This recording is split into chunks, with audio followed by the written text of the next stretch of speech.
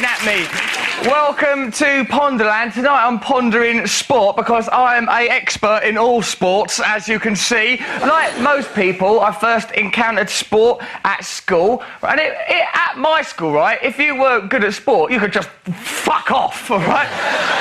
Sports day was the last thing I needed as a child. Now we're going to parade you in front of a large audience, you poor bastard. Like, there's absolutely no distinction between like proper sporting events and bonkers surrealist ideas, right? Like the 100-yard dash and the egg and spoon race. Egg and spoon race is stupid because it's got no reference in life, has it? Like, why would you ever have an egg and think, oh Christ, I've got to get this egg? So hold it then. No, there are certain dogmas and rules that must not be breached. I must hold it at arm's length. But I personally think that strength is one of the most impressive aspects of sport. And as a child, I was really fixated on strongman competitions. Who's the world's strongest man? Because it's like mythical and biblical, Hercules, Samson, all these strong characters. But why, in modern strongman competitions, were the events so ridiculous? Well, look at this event now. Like, this is the event. Right, we're doing a strongman competition. How best to prove people's strength? Right, what we'll do is we'll get a bar. This is literally what it is. We'll get a bar and we'll put an aquarium on either end of the bar and fill it full of cheese. That's like a poem. It's like a surrealist idea. Look at it. But that doesn't imply strength, does it? Oh, so you think you're strong, do you, Sonny? I'd like to see how strong you are when you're confronted with an aquarium full of cheese. That's not a barometer of strength. And we all remember, of course, in the Old Testament, when Samson did kick down a big triangle of dairy Lee from the temple. Right, and this is the other beautiful thing about this strongman competition. Listen carefully to the fickle nature of the crowd, right? Listen to their reaction. When things are going well for that cheese-lifting man, they really love him, but the second things go wrong, they fuck him right off. Listen.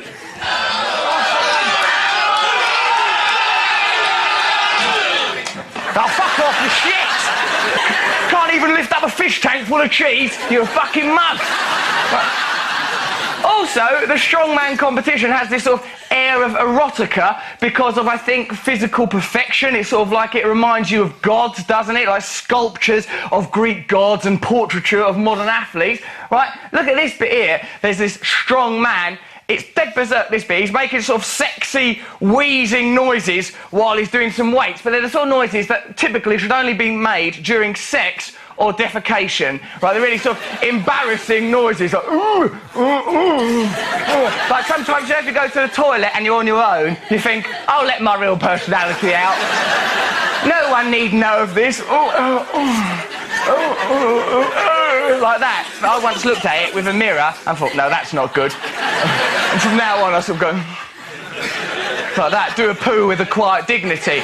Also, so watch and listen to the noises this bloke makes in public. Also, keep an eye out for the man in the crowd that's quite into him.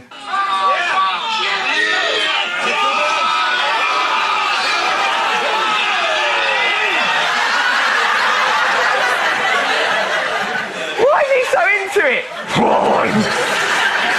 Bastard! That's too much, right? If that's what he's like watching weightlifting, what does he look like when he's watching pornography? Look at him again. Like he's all angry about it. And I think if that bloke was allowed to do what he wanted in that situation, I think he'd run out, sort of jump on that bloke's back, sort of, oh, you big bully, and sort of start crying. You know, sometimes if you find someone sexually attractive but they've broken your heart and you sort of maybe wank about them still, but it becomes a sort of cry wank. Oh, I still love you, you bitch. You're ruining me. Tears as lubricant. Ah, the cry wank. The crank, as we call it. Posh sport has got a lot of horses in it. That is what I've learned. If you're going to do a posh sport, have an horse involved, right? Look at this woman whose job is to teach a horse to be a horse. It knows how to be a horse, it is a horse. And the way she does it is by strapping this ridiculous, literally, sort of voodoo doll on its back. Voodoo child. She's made, like, she can put anything on its back. Why she made this terrifying thing to stick on the back of a horse? Mrs. Polly exercises her Shetland pony Lollipop with Lucy in the saddle.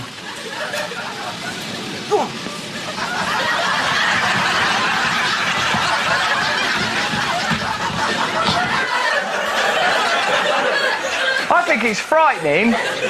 Plus, right, you can see that the horse is annoyed by it. Like, it don't want it there. It seems aggravated. Look. Look at the horse, he's angry. Get it off! Look at this bit here. Look, get off! I've been hijacked by Rosie and Jim. I'm trying to unwind. Right? Because we have to, like, watch loads of old documentaries to make this programme, you realise, like, people in the old days look much, much older, don't they? People in the old days look much older. Like, if you look at pictures of your mum on her wedding day, she go, oh, well, there I am, my wedding day. Oh, how old was you there, mum? Oh, I was 20. You look fucking awful. I look so old in the old days. Isn't it? I think because they're all wearing brown all the time and all the wallpaper's brown. So I thought, oh, there was a lot of strikes. Well, you all look so old. What's wrong with you? Look at this, right? Ice skating event, right? This is a stupid event anyway in the world of sport. Ice skating where you jump over barrels, right? Watch this. You're about to see the face of Danny Meeks, right? Think inside your little brain box. Right. I think Danny is this old. Make a decision. I think Danny is years old, right? Don't say it out loud, just think it in your brain. Then listen seconds later to the actual age of Danny Meeks. Our next contestant here for his final jump is Danny Meeks, 18 years old from Flint, Michigan. Fuck off! What a liar!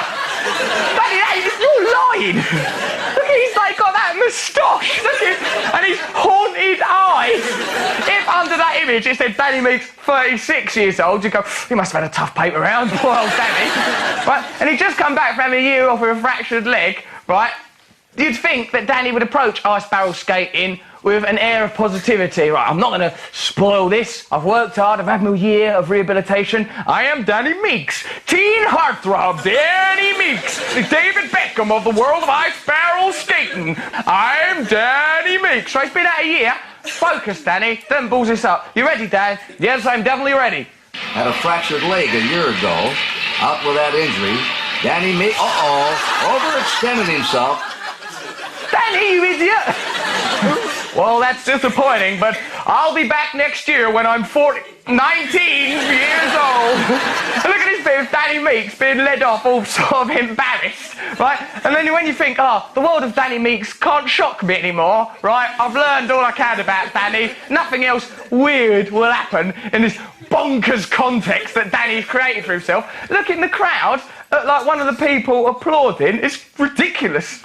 And the concern now by the crowd here, is he all right?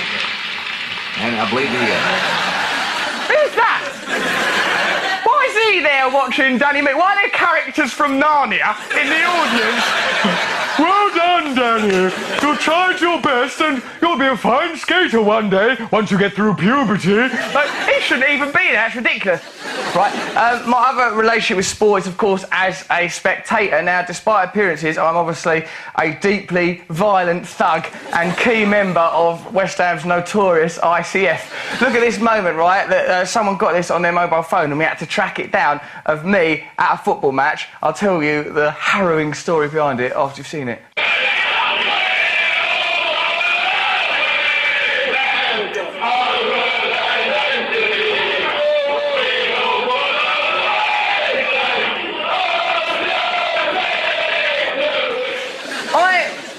Park recently made the mistake of going to the toilet at half-time. And then I could hear this murmuring of lads. Where's Russell Brand? Is it fucking Russell Brand? Look, he's fucking here, who fucking puffed out over. So then they started up with these different chants. So they started going, 6K, hang him. I thought, this is going to end beautifully, this. This bodes well for the afternoon of soccer. And then one of them goes, Brandy, give us a song. Brandy, give us a song. And then more and more people take up the chant. I was thinking, oh, fuck. I mean, like, this is an opportunity now. If I come through this well, I will be accepted at Upton Park forever. Perhaps even made king. But if I cock this up, I'm fucking finished. Right, so I had to do something. And I had to really commit to it and go, And I deliberately didn't do my normal voice as well, because like my normal singing voice is a much more breathy Billie Holiday voice, right? This, if it was up to me, I'd sound like this. We all follow the West Ham. And I thought, that's not going to cut it. So I sort of I thought in this one, I thought, pretend you're someone else. Pretend you're someone who can cope. Coming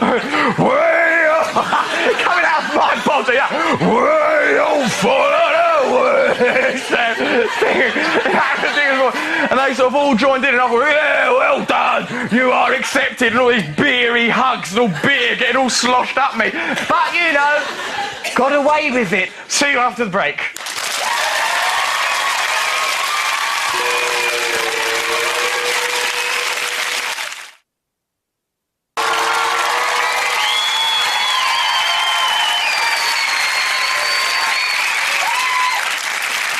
Welcome back to Ponderland. I'm still pondering sport, right? You know, like I used to do acting, do you? I don't know. Well, I did, right? I had to do, like, it's stupid, because my ambition far outweighed my ability. Once there was an audition for Adidas Predator football boots when I was about 18, right? And my agent goes, Russell, are you any good at football? Right? And I went, yes.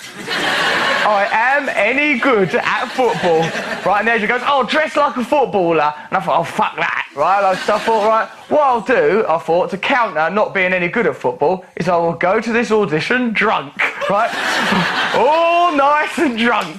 That will take the edge off this, right? And I remember going to the audition, and all the other people auditioning were like youth team footballers for London teams, and the casting director come up to me and goes, oh, Russell, you're not dressed in your kit. Did you bring it with you? And I went, no. And they went, oh, that's okay, you can do it in your pants. I just walked off. Like school. Like they can make you do it in your pants, right? And I thought, that can't be right, can it? But it happened, right?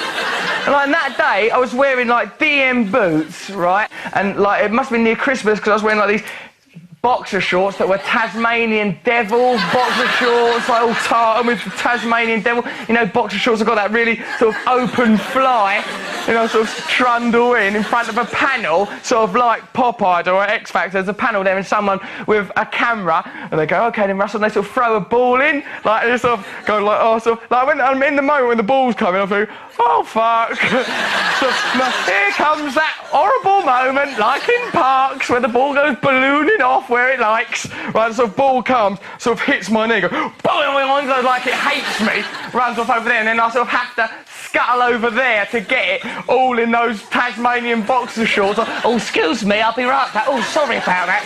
Oh, thank you. So I've come back, my little willy, all flapping around. And if you look at the Adidas Predator football boot advert, you can see how ridiculous. Why did I stay in that room? Why at the point when I look around and see, right, this is full of talented, handsome young footballers. I could have gone at that point. Or I could have gone to the point where they goes, do it in your pants. Or I could have gone to the point where I thought, you're drunk, you idiot. But all them things, I thought, no, soldier on. You could still get this. And look at what it was I was auditioning for. Look at the reality. Invest in a pair of Predator boots by Adidas. These revolutionary boots will soon have you making your friends look like complete burros, as well as adding more swag to your banana short. You know, like when you watch X Factor and you sort of think, why are these fucking people doing that? They're tangibly shit at singing. Why are they doing that to themselves? Then people go, hello, I've got a dream. You go, well, you obviously have got a dream, you're living in it. Because the very fact that you've left your house is a representation that you don't know what reality is. Right?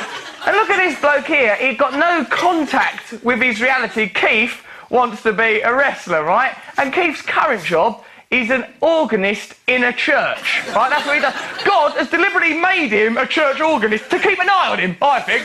Look at him pursuing his wacky dream. He looks like sort of a Leo Sayer, and like he blends into his own settee and wallpaper, like he's trying to avoid the interview. I'm hoping that once I get inside a wrestling ring, I'm hoping a bit of a change will come over me. I've always been a wrestler. In my mind. Yeah, well, you can be what you want in your mind. I'm Batman!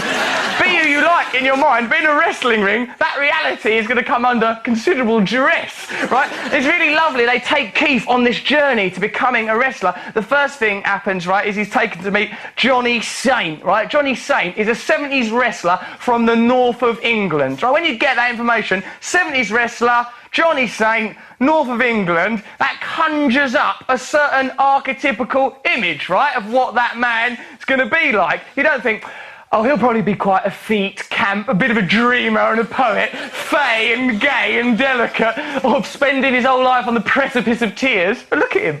Very tough. Oh, very tough. I don't mind admitting that when I first started wrestling, there have been occasions when I've walked home from the gymnasium crying. Right.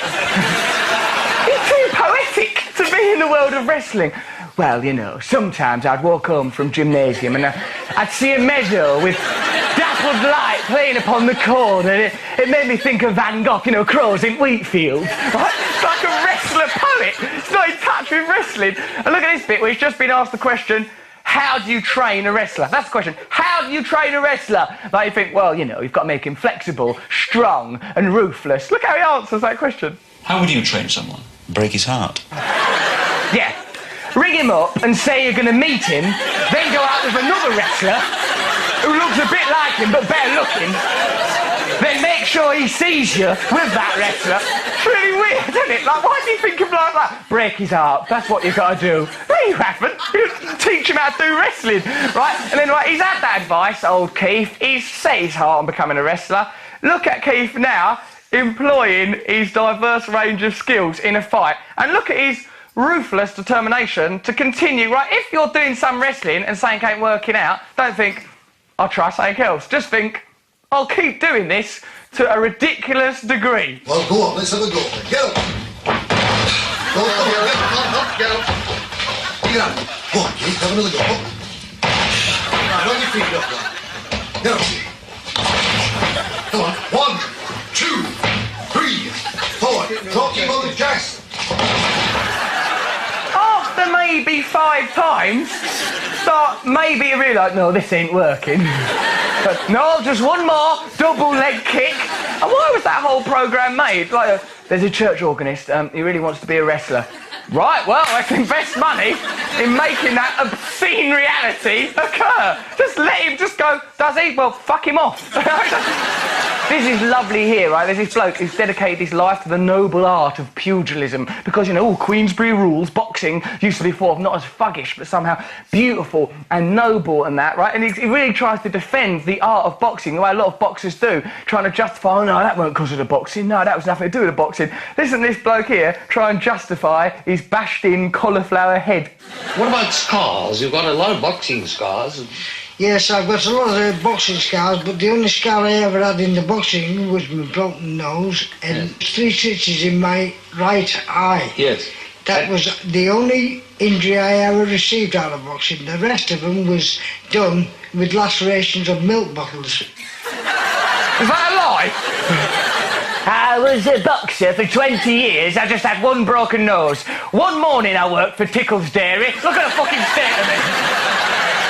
We all know the horrors of milk bottles. You come down, have a bit of porridge. Oh, careful with the milk. Ah! It smashed my face in. Most bottles don't do that on their own. Like Fantasia. And like, this is lovely, right? This is this old lady is being taught some self-defence, practical use of sport. But you sort of think, why teach this little old lady this particular move, right? There's a bloke there teaching her how to be punched in the hunch, right? She got a little hunch, he punched her in the hunch. How's that a good move? How's that going to defend you in any situation? I need to toughen up my hunch. Right, well, let's get started. Look at this. In a church hall in Pinner, pensioner powers putting its foot down through a house brick. And in case you think being 73 might let you off some of the rough stuff, think again. Ready? And release. What's that order? How does that man sleep at night? Did you have a good day at work, dear? Not bad, usual. Just punched some poor cow in the hunch. Right in the hunch, though, it was. Right in the hunch. Right, and I don't know. I don't know the way he said says release at the end of it. And release. Release what? Urine? And release. I think she'd only wandered into that church for a pottery class. I've come about the pottery. Get that in your hunch. And release. There's something erotic about sport as well. There is something sort of sexual about the apotheosis of man reaching godly heights, right? And, yeah, I got a little bit carried away with it when I once met Serena Williams, right? I was once sitting next to her for a little bit, and I kind of was looking at her thighs, and like sort of thought, oh, bloody hell, look at that woman's thighs. Right? And I sort of just couldn't help but wonder what it would be like to kiss her and cuddle her on her legs. And like, but then I sort of thought it would be sort of stupid, because I think it would make you, if you had sex with a really sort of strong, powerful woman, I think it might make me feel a little bit pathetic. Like, oh, Serena! Like, I might feel a little bit... Oh, are you enjoying this, dear? Like, I think she could carry on playing tennis while I sort of hung onto the bottom of her shorts. Serena! I love you! Right? And I sort of got all really carried away with how much I fancied her, because I met her on Jonathan Ross, and I sent her an email. I misjudged it, right? What I'd done was, that's the actual one there. We've taken out the necessary information. So, but though she's never likely to get an email that's worse than what I fucking sent her.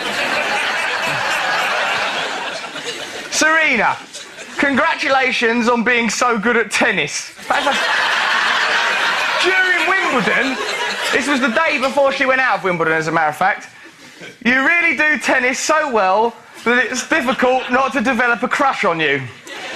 Even with a sore leg, well, actually got a bad leg, even with a sore leg, a condition that would have made Monica Seles buckle, remember all that fuss about her back injury?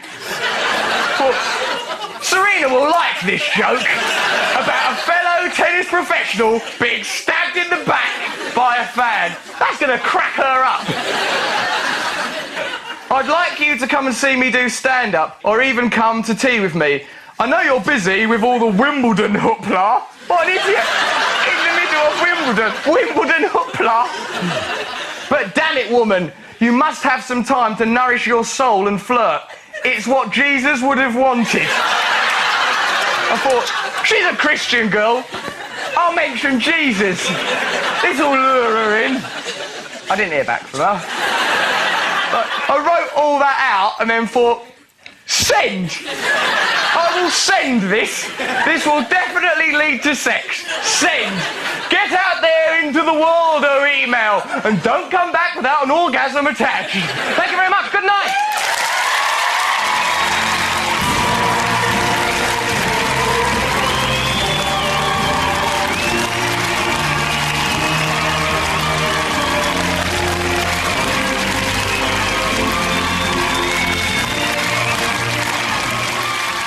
And release.